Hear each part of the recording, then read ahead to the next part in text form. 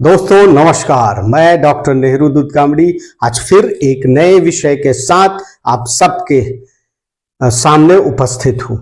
जीव जंतु पशु पक्षी का संरक्षण क्यों जरूरी है और अगर पशु पक्षी खत्म हो गए तो इंसान का क्या होगा। ये बड़ी गंभीर विषय है और इसे हम सबको समझना होगा। कल्पना कीजिए कि एक सुबह आप उठे और पक्षियों की चहचहाट सुनाई ना दे, जंगलों में शेर, हाथी और हिरण ना हो, नदियों में मछलियां ना दिखे। क्या ऐसी दुनिया जीवन में संभव होगा?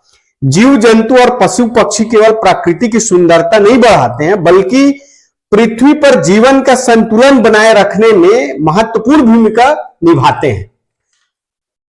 इसीलिए उनका संरक्षण हमारी जिम्मेदारी नहीं बल्कि हमारी आवश्यकता है। भारत की जैव विविधता भारत के दुनिया के उन देशों में शामिल है जहां जैव विविधता सबसे अधिक। भारत में लगभग 92,000 से अधिक पशु प्रजातियां पाई जाती हैं, जो विश्व की कुल ज्ञात पशु प्रजातियों का लगभग 7.5% है। यह हमारे लिए गर्व की बात है, लेकिन चिंता की बात भी है कि कई प्रजातियां विलुप्त होने के कगार पर पहुंच चुकी हैं, जिसे अब हमें आगे बचाना पड़ेगा। इनका संरक्षण जरूरी है। इनका संरक्षण कैसे जरूरी है? पर्यावरण संतुलन बनाए रखने के लिए हर जीव प्रकृति की खाद्य श्रृंखला का हिस्सा है। यदि किसी एक प्रजाति की संख्या कम हो जाए तो पूरा पारिस्थितिक तंत्र प्रभावित होता है। यह सब आप लोग को मालूम ही है। उदाहरण के लिए बाघ जंगल में शाकाहारी जीवों की संख्या नियंत्रित करता है। यदि बाघ ना रहे तो हिरण और अन्य जानवर अत्यधिक बढ़ जाएंगे, जिससे जंगलों की वनस्पति नष्ट होने लगेगी। मानव जीवन की सुरक्षा के लिए पेड़ पौधे के बीज फैलाने वाले परागण और कीट नियंत्रण में पक्षियों और जानवरों की महत्वपूर्ण भूमिका होती है। अब हमें यह देखना होगा, यदि मधुमक्खी और पक्षी कम हो जाए तो कृषि उत्पादन पर भी इसका गंभीर असर पड़ेगा। भविष्य की पीढ़ियों के लिए यदि हम आज संरक्षण नहीं करेंगे तो आने वाली पीढ़ियां केवल किताब और तस्वीरों में ही इन जीवों को देख पाएगी। और उस समय आप क्या करेंगे? तो आज भी वक्त हम लोग के पास है कि आज इन पशु पक्षियों का हमें संरक्षण करना है। सरकारी आंकड़े क्या कहते हैं? भारत के वन्य जीव संरक्षण में उल्लेखनीय सफलता प्राप्त की है, यह बात आप सबको मालूम ही है।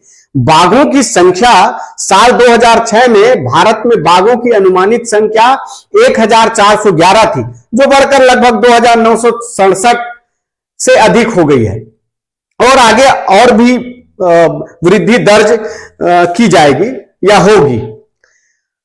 इसी क्रम में हाथियों का संरक्षण भारत सरकार ने वैज्ञानिक डीएनए आधारित हाथी गणना शुरू की है, ताकि हाथियों की सटीक संख्या और संरक्षण बेहतर ढंग से किया जा सके। जैसे हिम तेंदुआ, भारत की पहली वैज्ञानिक गणना में देश के 718 हिम तेंदुए पाए गए, जो अलग अलग राज्यों में है। भारत में वर्तमान में 1014 संरक्षित क्षेत्र हैं, जिसमें राष्ट्रीय उद्यान, वन्य जीव अभ्यारण्य, संरक्षण रिजर्व, सामुदायिक रिजर्व शामिल हैं। ये देश के लगभग 5.32% भौगोलिक क्षेत्र को कवर करते हैं। अब हमारे पास चुनौतियां क्या क्या हैं, यह समझने की बड़ी बात।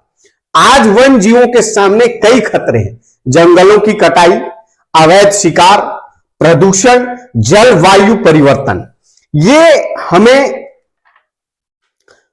समझना होगा। महाराष्ट्र में वर्ष 2020 से 2026 के बीच मानव वन्य जीव संघर्ष में 501 लोगों की मौत और हजारों पशुओं की हानि दर्ज की गई है। यह दर्शाता है कि हमें संरक्षण और सह अस्तित्व दोनों पर ध्यान देना होगा। हम क्या कर सकते हैं? हमारी दायित्व क्या है? हमारी भूमिका क्या है? पेड़ लगाएं और जंगलों को बचाएं। वन्य जीव उत्पादों की खरीद न करें।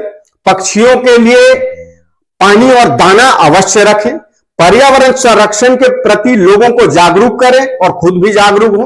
वन्य जीव संरक्षण कानून का सम्मान करें, पढ़ें, जानें और समझाएं। अब ये देखना होगा दोस्तों, हमें यह समझना होगा पृथ्वी केवल इंसानों की नहीं है, इस पर पशु, पक्षी, अन्य जीवों का भी उतना ही अधिकार है जितना हमारा। यदि हम जीव जंतु को बचाएंगे तो प्रकृति बचेगी, और प्रकृति बचेगी तो मानव जीवन को भी सुरक्षित रखेगा। तो आइए हम संकल्प लें, जीव जंतु को बचाएं और प्रकृति को बचाएं, भविष्य को बचाएं। जय हिंद, जय भारत, जय छत्तीसगढ़।